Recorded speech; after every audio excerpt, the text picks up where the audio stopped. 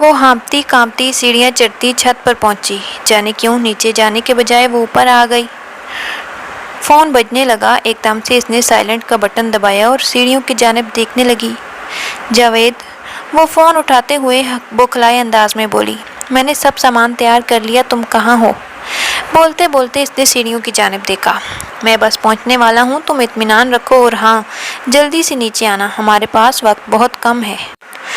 جاوید نے جلدی سے جواب دیتے ہوئے فون بند کر دیا۔ شبنم کے لیے یہ انتظار اتنا طویل ہو گیا جیسے برسوں وہ اس انتظار میں گزری ہو۔ گھبراتے ہوئے وہ چھت کی دیوار کے پاس آئی اور یوں ہی نیچے جھانکنے لگی، مگر یہ کیا؟ اس کا دل لمحے کے 1000ویں حصے میں جیسے رک سا گیا۔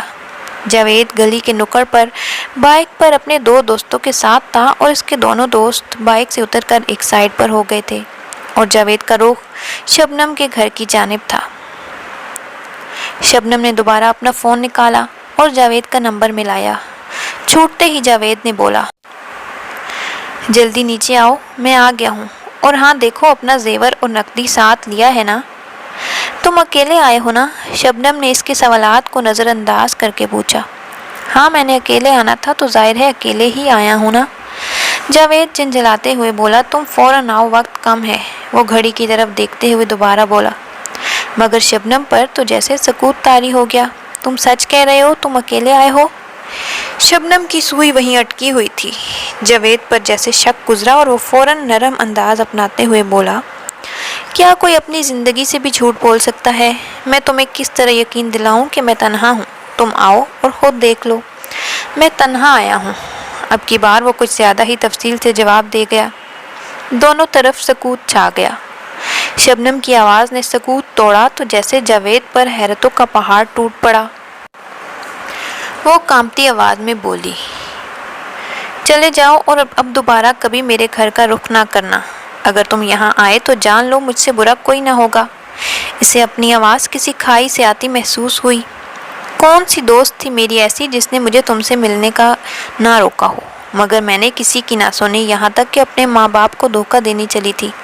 ان کی آنکھوں میں دھول جھونک کر میں نے تمہیں اہم جانا اور تم نے آج بتا دیا۔ مجھ سے بڑھ کر کوئی پاگل ہو ہی نہیں سکتا۔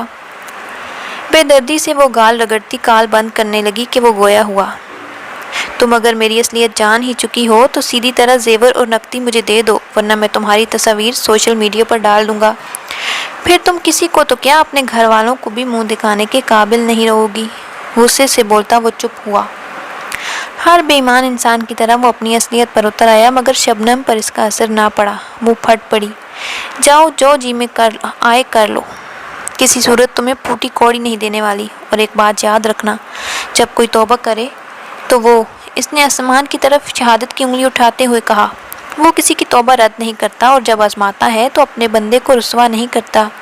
یہ کہتے ہی اس نے فون بند کرتے ہی دیوار پر دے مارا اور ایسے رونے لگی جیسے اس کا کوئی اپنا مر گیا۔ مر ہی تو گیا تھا اس کا ضمیر۔ کیا ہوتا اگر میں چھت پر نہ آتی اور اس کے ساتھ دوستوں کو نہ دیکھ لیتی؟ یقیناً میرا بھی ذکر ان لڑکیوں میں ہوتا جو اپنے والدین کی نافرمان ہوتی ہیں، در در ٹھوکریں کھانے والی، جنہیں پھر کبھی عزت نہیں ملتی، جو ماں باپ کی عزت کو اس کی دہلیز پر روند کر اپنی خواہشات کے پیچھے گھر سے نکلتی ہیں۔ پچھتاوے کے آنسو بہاتی وہ اپنی سیڑھیاں اترتے نیچے آ رہی تھی، جیسے صدیوں کا بوجھ اس کے کاندھوں پر آ پڑا ہو۔ اگر آپ کو تحریر پسند آئی تو اپنے دوستوں اور احباب سے ضرور شیئر کیجیے۔ اے کاش کہ تیرے دل میں اتر جائے میری بات۔